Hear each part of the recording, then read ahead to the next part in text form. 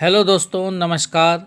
हम सभी उत्तराखंड में रहने वाले लोग उत्तराखंड के वासी हैं और उत्तराखंड का अधिकांश भाग पहाड़ी क्षेत्र है, जिस कारण इसमें रहने वाले लोगों को पहाड़ी कहा जा सकता है।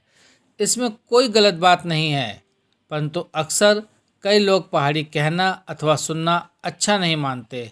दोस्तों, आज मैं आपको इस वीडियो में यही बताना चाहता हूँ कि वास्तव में एक पहाड़ी कौन हो सकता है और पहाड़ी कहने और सुनने में हमें गर्व महसूस होना चाहिए।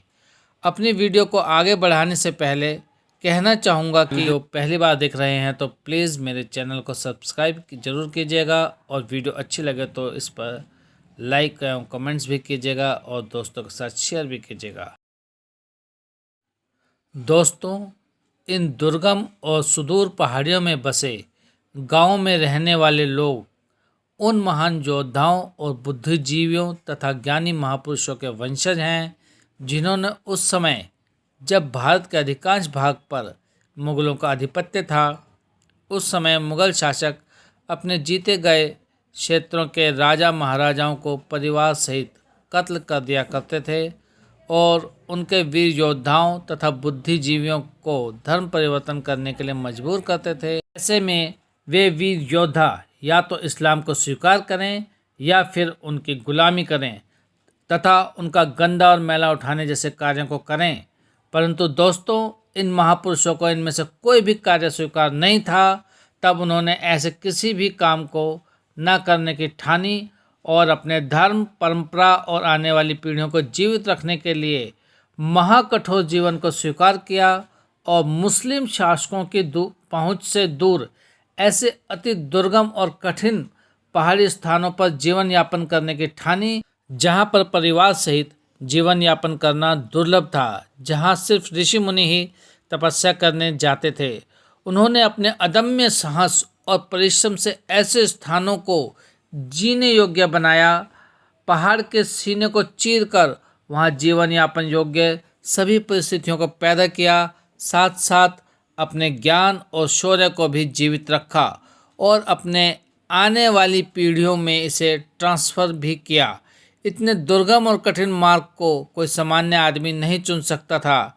वह कर्मयोगी और धर्मयोगी लोग ही थे, जिन्होंने परिस्थितियों से समझौता नहीं किया तथा महाराणा प्रताप, झांसी की रानी, शिवाजी महाराज, सिख गुरुओं जैसे अपने देश के असंख्य महापुरुषों की तरह अपने धर्म, संस्कृति और सम्मान की रक्षा के लिए दुखों और कठिनाइयों से पूर्ण जीवन को स्वीकार किया और अपनी भावी पीढ़ियों की रक्षा की। यह बात मैं ऐसे ही नहीं कह रहा हूँ, इसके अनेकानेक साक्ष्य हमारे उत्तराखंड में मौजूद हैं। हमारा उत्तराखंड ज्ञान का भंडार है।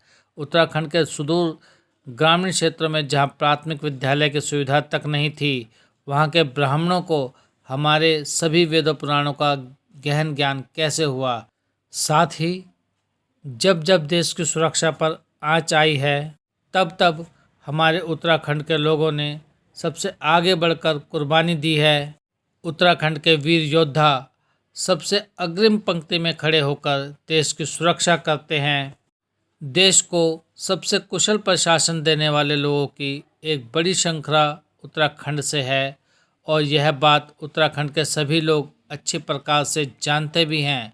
परंतु फिर भी पहाड़ में रहने वाले उन लोगों के प्रति हमारे अंदर सम्मान का भाव क्यों नहीं है, जिसके वह हकदार हैं। सुदूर दुर्गम क्षेत्र में रहने वाला ग्रामीण व्यक्ति आज तकनीकी युग में कहीं किसी कदम पर कमज़ोर भले ही हो सकता है, परंतु मानसिक और शारीरिक योग्यता में उसका कोई मुकाबला नहीं है। उसको जब भी अवसर मिलता है तो वह अपने को सर्वश्रेष्ठ साबित करके दिखाते हैं। दोस्तों, मेरा आपसे यही कहना है कि हमें अपने उन पूर्वजों का सम्मान करना चाहिए तथा अपनी संस्कृति और धर्म को बनाए रखने में अपना श्रेष्ठ योगदान देना चाहिए तथा पहाड़ी शब्द का हमें उपहास नहीं बनाना चाहिए। इस शब्द का हमें सम्मान करना चाहिए। कहने को तो इस विषय पर बहुत कुछ है, लेकिन दोस्तों वीडियो अधिक लंबी हो जाएगी, इसलिए मैं अपनी वीडियो को यहीं समाप्त करता हूं। यदि मेरी बात आपको अच्छी लगी हो तो प्लीज़ एक लाइक ज़रूर कीजिएगा। धन्यवाद।